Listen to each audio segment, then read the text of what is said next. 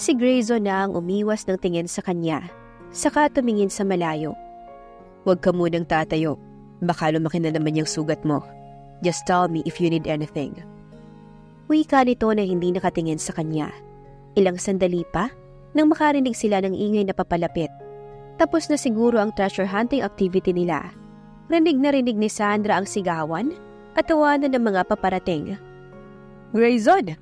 Nakita na nila ang treasure. It's a cash and a free vacation trip to Boracay. At saka si Lucas. Ay, Miss de Guzman." Natigil si Daniel sa pagsasalita nang makita si Sandra na nasa tabi ni Grayson na mukhang galit pa rin ang mukha. Peking ngiti ang ginawad niya rito. Napakamot naman ito sa ulo, saka nag-peace sign sa kanya at ngumiti ng napakalawak na para bang nagbabaka sakali ito na mawawala ang galit niya. Kanina hindi niya magawang sumbatan ito dahil masakit ang sugat niya, pero mukhang nagbago na ang mood niya at gusto na itong saktan. "Here, Sandy, eat this." Biglang sambit ni Raven, saka inabot sa kanya ang isang plastic na pagkain ng laman. Ngumiti naman sa kanya si Sandra, saka tinanggap ang pagkain. "Sandy?" Pag-uulit ng dalawang kaibigan ni Grayson habang nakakunot ang noo ni Grayson dito. "Salamat, Raven." Matamis ng ngiti niyang sagot sa kabinuksan niyon. Napataas ang kilay ni Grayson nang marinig kung paano tratuhin ni Raven si Sandra. "Raven, asikasuhin mo ang mga bata mo. Tignan mo yung mukha ng isa dyan at kakaiba na." Wika ni Lucas, na para bang ang tinutukoy ay si Grayson. "Jealous is in the air." "Lala, aray naman." Reklamo ni Daniel nang hindi pa natapos ang sinasabi nang batuhin siya ni Grayson ng maliit na kahoy. "Masyadong mainit ang ulo mo, pare. Sandra, doon na muna kami ah." Nakangiting paalam ni Daniel sa kanya, sabay kindat pa. Akma namang babatuhin siya ni Grayson ng napulot na sanga, kaya naman tumakbo ito, palapit sa iba pa niyang kasama. "Pasaway." Wika niya. Narinig naman iyon ni Sandra, saka natawa pang lumingon kay Grayson. "Ganyan pa talaga ang mga kaibigan mo? Professional nga, mukhang elementary naman ang isip." "Teka, foul tayo dyan. I am more professional than them. Nalog lang ang utak nila sa haba ng binahe kaya ganyan." Sagot ni Grayson. Nagkibit balikat lang si Sandra, saka sumubo ng pagkain.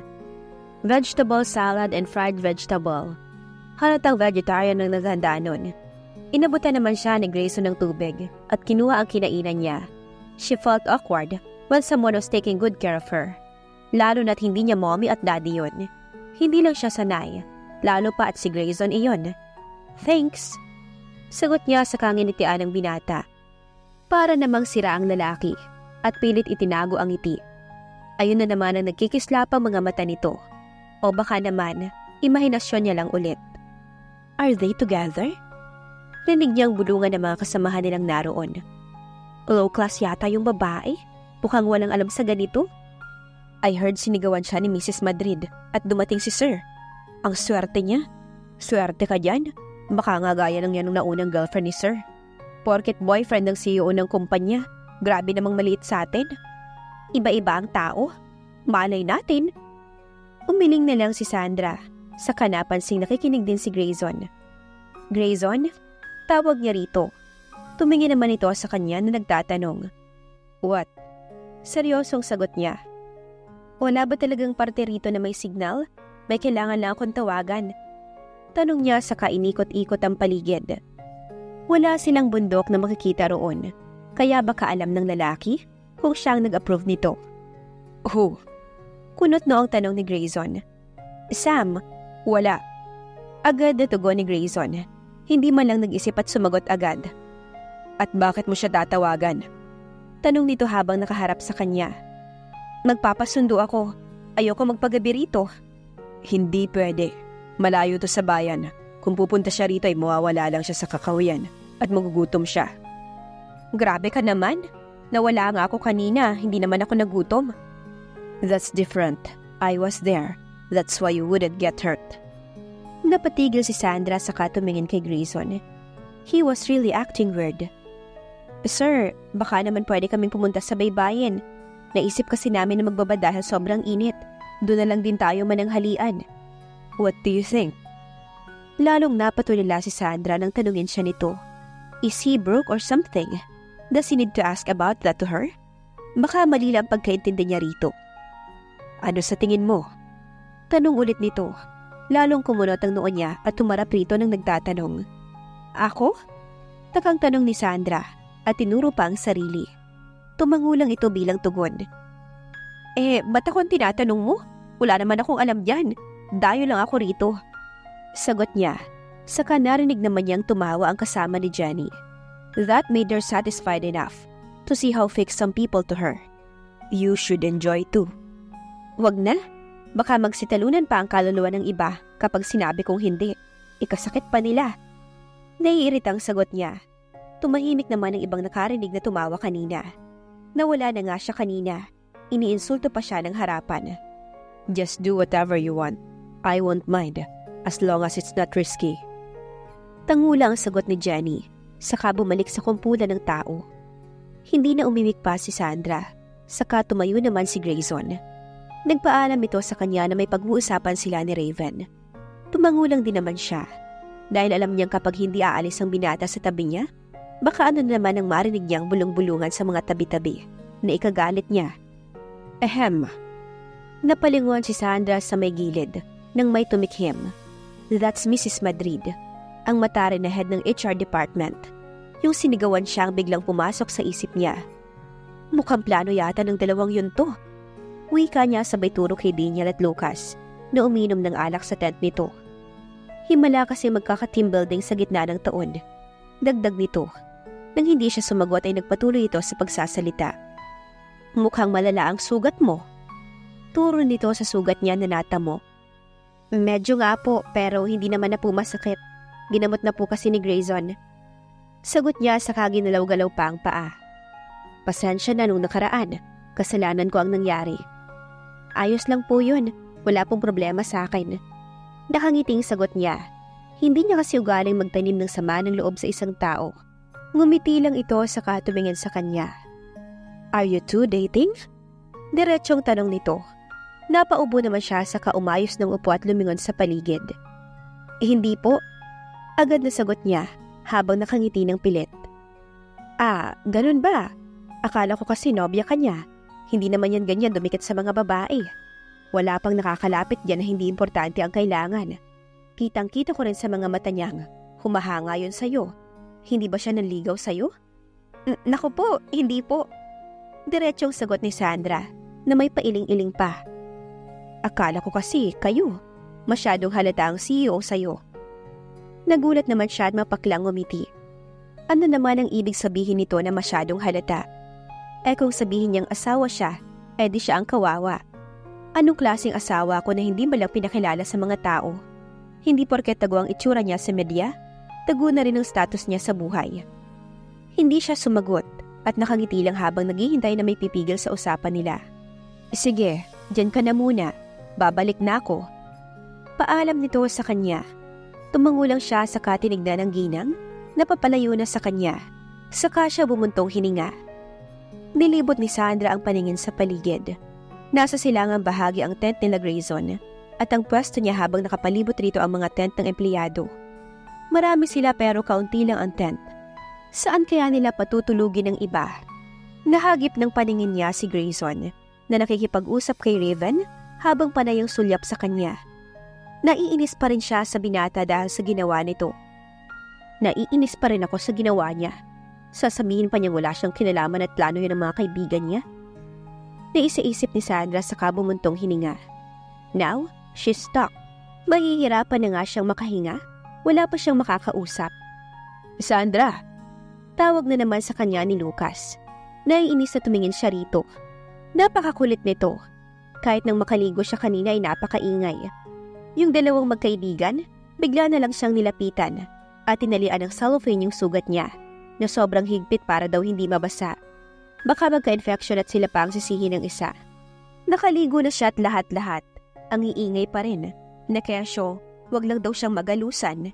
Pati pagkain niya ng pananghalian. Hila siya ng dalawa at binabantayan talaga ang pagkain niya. Kaya naiinis siya. Ito ba ang plano nila? Kaya nila ako dinala rito? Pinagtitinginan tuloy siya ng mga empleyado. Sa trato ng tatlong iyon, kinakausap naman siya ni Jenny para hindi siya maboard.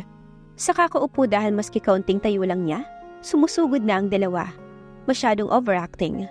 Ayaw pa raw nilang mawala kapag nagalusan ako hindi naman silang nasugatan. Nakasandal naman si Grayson sa hamba ng steel tent nila at nakapamulsa habang nasa harap naman nito ang dalawa na nakaupo sa stool. Tingin ng tingin kay Grayson at kanina pa pilit dinadala sa activity nila pero ayaw naman niyang sumama. Hapon na iyon at naabutan niya na namang nakangiti ang dalawa. Ang iba, naghahanda na para sa bonfire. Gusto niya sanang makisali, kaso ayaw siyang payagan ng dalawa. Kung tatayo raw siya, dapat importante ang gagawin niya. Kaya tamang tingin na lang siya sa malayo. Daniel, doon lang ako kay Miss Aguilar tatabi. Mahinang sambit niya sabay turo sa kinaroroonan ni Jenny. No, kung gusto kong mawala ayos lang. Pero kasi Miss de Guzman, ayoko pang mawala sa mundo. Gusto ko pang mabuhay at magkaanak ng marami. Kaya manatili ka lang dyan. Ngiting sagot nito. Akmang tatayo na si Sandra nang pigilan siya ni Daniel. Sabay naiiling na nagmamakaawa pang muka na wag siyang tumayo. Mabigat ang katawan na umupo siya pabalik at sinimangutan ang mga ito. Sana, hindi niyo na lang ako dinala dito kung ayaw niyo naman akong pakilusin. Singhal niya. Maglalakad lang ako, bakit mawawala ka sa mundo? Agad na tanong ni Sandra sabay irap. Naiinis siya sa kinikilos ng dalawa. Kasi, kita mo yung isang yan? Turo ni Daniel kay Grayson na nakasandal pa rin sa medyo may kalayuan habang nakapamulsa at nakatingin sa mga empleyadong naghahanda para sa bonfire at hapunan. Sa ganda ng katawan niyan, sa tingin mo, isang sapak niya anong aabuti namin? Ikaw ang misyon namin ngayon kasi alam mo na, yung kami ang nagdala sa'yo rito at nasapak kami kanina dahil sa nangyari dyan sa paa mo. Kaya sabi niya, kahit magkagalos ka lang habang nandito ka malalagot daw kami at iiwan kami dyan sa matataas na puno. Sagot nito na tinuro pa ang mga puno ng mahogany na naroon. Ikinagulat naman iyon ni Sandra, saka tumingin kay Grayson. Did Grayson say that? Kaya pala, ganito na lang tong dalawang tong magmakaawa na wag akong gagalaw para hindi lumala ang sugat ko. Okay, fine. Mag-iingat ako. Basta wag niyo lang ako masyadong dikitan. Hindi ako komportable na may nagbabantay sa akin. Nagliwanag naman ang mukha ni Daniel. Parang nabunutan ng tinik lang ang drama ng mga ito. Hindi naman maramdaman ni Sandra na sumakit pa ang paa niya. Kung kanina'y namamanhid ito, ngayon hindi naman. Pero ganoon pa rin ang drama ng dalawa. Kung tutuusin ay makakatakbo na siya. Pero ang dalawa, masyadong mahigpit. Hindi naman ganoon kalalim ang sugat niya para ikawala niya. Kung may signal ayos lang sana, kasi may pagkakabalan siyang panoorin o basahin. Kaso wala. 7 p.m. Magkaibang setups ngayon. Nakakapanibago nga kasi gastos lahat-lahat ng kumpanya. Mula sa tent hanggang sa pagkain. Nung huling taon, tayo naman ang magdadala ng tent kung meron tayo. Saka pwede namang tig-iisa. Ngayon tigdadalawa na. Yan ding dalawang yan ang halos may alam. Sobrang nakapagtataka lang. Pero yung papremyo nila ngayon, malaki. Hindi gaya ng mga nagdaang team building. Ang laki ng benefits. Rinig niyang wika ng isa sa mga empleyado ni Grayson. Nakakalakad-lakad na si Sandra at katabi niya si Jenny na ngayon nakapalibot na sa bonfire habang nasa ibang pwesto naman sila Grayson nagkukwentuhan. Sandra was not less scared of the dark in the forest as long as she had them by her side. Natatakot lang si Sandra, lalo na at hindi niya sila makasabayan. Baka iwan siya ng mag-isa. Knowing Mrs. Madrid's attitude, nakakatakot ito. Kahit kinausap na siya, hindi pa rin niya maiwasang makaramdam ng takot. Kung maglaro kaya tayo, para naman masaya ang bonfire natin. That's a great idea. So, sinong sasali? Let's play spin the bottle. Yan ang common na nilalaro kapag nasa harap ng bonfire. Sabi nung isa. Sumang-ayon naman ang iba, and that instantly reminds her of what she did at the resto bar during her birthday. That's her first kiss with Grayson. The never-ending first kiss na nagpabago ng nararamdaman niya. Ayos ka lang? Tanong ni Jenny nang makitang kinikilabutan siya. Okay lang ako. Mahinang sambit niya. Yung mga gustong maglaro nagsama-sama ng upo, habang yung mga ayaw at hindi marunong, nasa kabila naman. Hindi na naman siya ni Jenny, para raw siyang mag-enjoy, kaya katabi niya ito ngayon. Let me do it first, Miss Sandra. Kapag tinanong kita, sagutin mo yung totoo, kasi curious talaga kami. Sigaw nung isa na hindi niya alam ang pangalan, pero kaedad lang rin ni Jenny. Napatingin na lang siya at tumango, habang ang iba ay masama ang titig sa kanya. Para bang may mali sa kanya. So, let's start. Magdasal na lang na sa kanya titigil yan. Sigaw ng isang kaedad niya, saka inayos pa ang sarili, bago binigay ang bote at pinaikot iyon.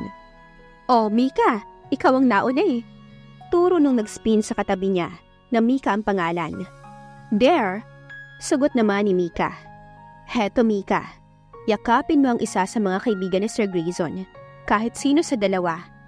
Wika ni Tala. What? Nakakahiya, Tala. Reklamo ni Mika. Natuwa na lang si Sandra sa mga kilos nila. Well, sa itsura ba naman ng kaibigan ni Grayson, talagang nakakahiya at nakakatakot lumapit. Iba ang aura nila sa labas, at iba rin ang aktingan nila sa loob.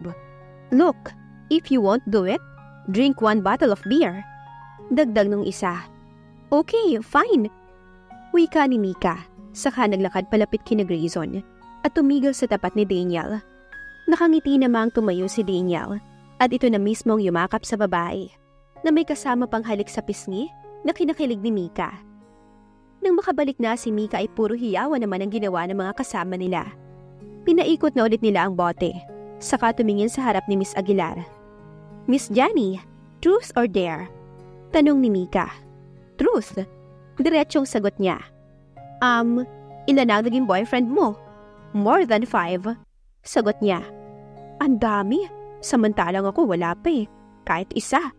Naisiisip ni Sandra. Inikot muli ni Mika ang bote at laking gulat ni Sandra nang tumapat sa kanya. Teka, ako munang magtatanong sa iyo, Miss Sandra. Wika ni Tala. Tumango lang naman si Sandra at naghintay rito na magtanong sa kanya. Truth or dare? Truth. She can't say D dahil bawal nga siyang maglakad. Baka lumala ang sugat niya. Gusto mo ba ang ugali ni Sir Grayson? Napatigil siya sa tanong nito, saka tumingin kay Grayson, bago pinalik ang tingin kay Tala, at lahat sila ay naghihintay sa sagot niya. Grayson might be strict, but she doesn't see any bad attitude of him. Strict but different. Naalala niya ang mga kalokohan nito, pero cute ito kapag masaya ito. Lagi siya nitong inaasar at iniinis, pero hindi naman yun pangat sa kanya. Yes, sagot ni Sandra. Tumili naman ito sa kahinampas pa ang katabi. Nagsisigawan naman sila, saka kung ano-ano pang mga sinabi. Tuloy! Sigaw pa ng isa, saka agad na inikot. Sa kanya naman ulit tumigil. Napakamot siya sa batok niya, saka mapaklang umiti. Ano to? Sa akin ba talaga lahat? Me! Ako ang magtatanong! Sigaw nung isa. Wala namang nagawa pa yung iba, kundi ang tumango na lamang. Miss Sandra, kayo ba ni Sir Grayson? Ha? I mean, mag-on ba kayo? Wika pa nito. Nahalatang nasa kanyang atensyon ng iba pa. Ano nga bang isasagot ni Sandra? Abangan sa susunod na kabanata. Please like, share, subscribe for more updates. Maraming salamat po.